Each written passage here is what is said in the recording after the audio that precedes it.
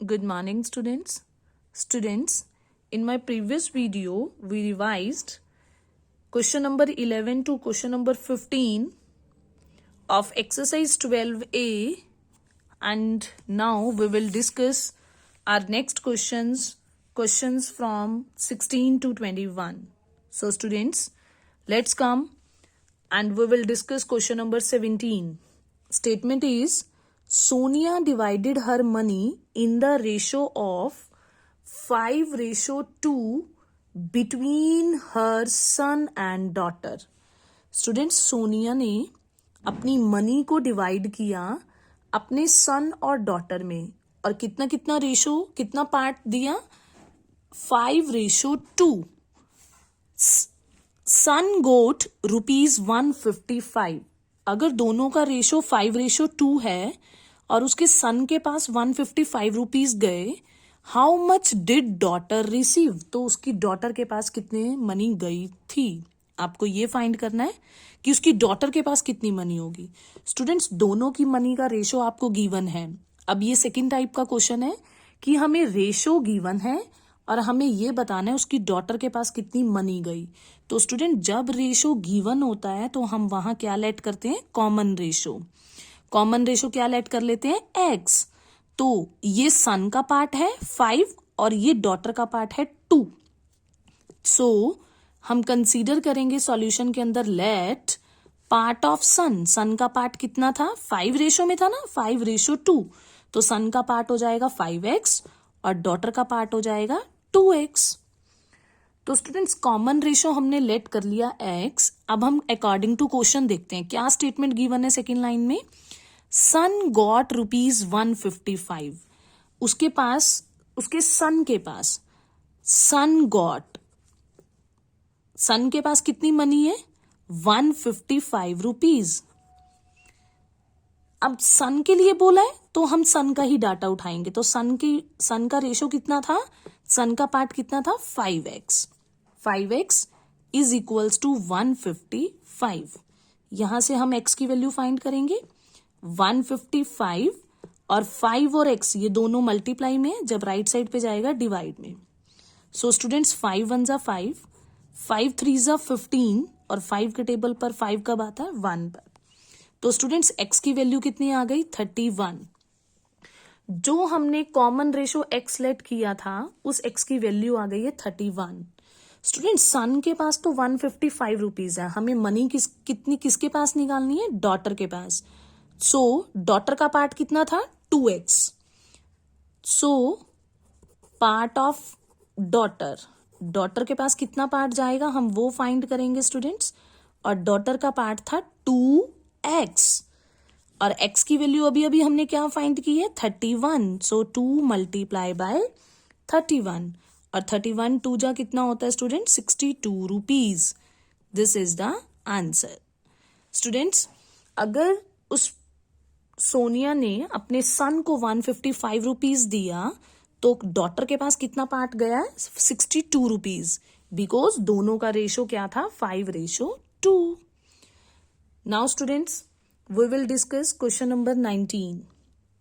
Statement is, spaceship G is traveling at the speed of 178 kilometre per second. Students, एक spaceship है जिसका name है Z. वो travel करता है किस स्पीड से? आपको स्पीड गिवन है उस स्पेसशिप की 178 kilometre per second. Whereas spaceship V और सेकंड स्पेसशिप का क्या नेम है? V. एक है Z और दूसरा है V. वो कितनी स्पीड से ट्रेवल कर रहा है? 173 kilometre per second. Find the ratio of their speeds. आपको उनकी स्पीड्स का क्या फाइंड करना है? रेशो. सो स्टूडेंट्स, सॉल्यूशन पे आते हैं. स्पीड ऑफ स्पेसशिप G की कितनी स्पीड थी? 178 kilometre per second. And speed of spaceship V कितनी थी?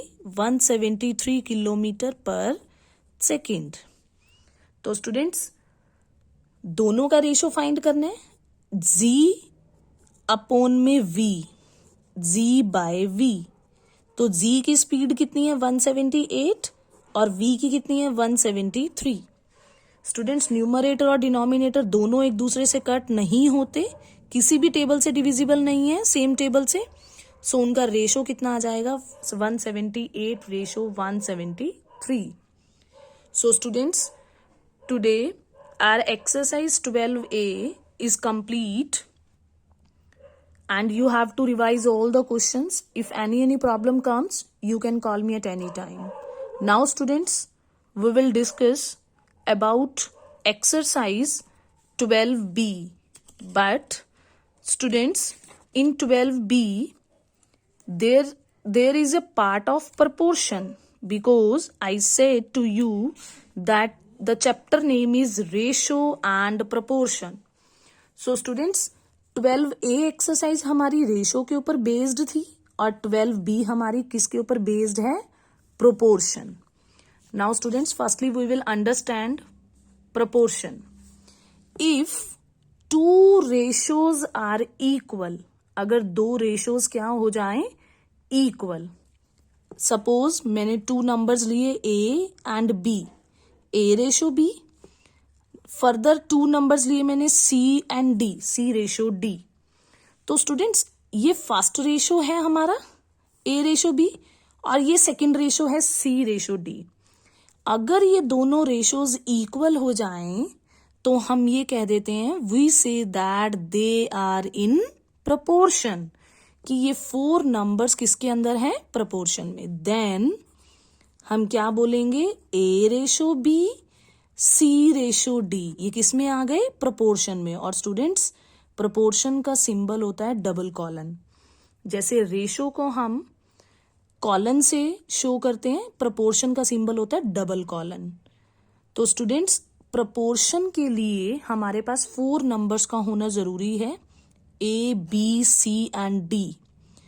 और डेफिनेशन क्या कहती है, फर्स्ट टू नंबर्स का रेशो और लास्ट टू नंबर्स का ratio. If two ratios are equal, then we can say that the given numbers are in proportion. Now students, first number और last number, इन दोनों numbers को बोलते हैं extremes. क्या बोलते हैं स्टूडेंट्स, एक्सट्रीम्स. एंड B और C, these two numbers are called means. इनको हम बोलते हैं means. A and D, first और लास्ट नंबर, फर्स्ट और लास्ट ये एक्सट्रीम्स होते हैं. और मिडल नंबर्स, मिडल वैल्यूज जो होती हैं B और C, ये दोनों क्या होती हैं, मीन्स. आप इसको मीन्स बोलो या मिडल टर्म्स बोलो, एक ही बात है.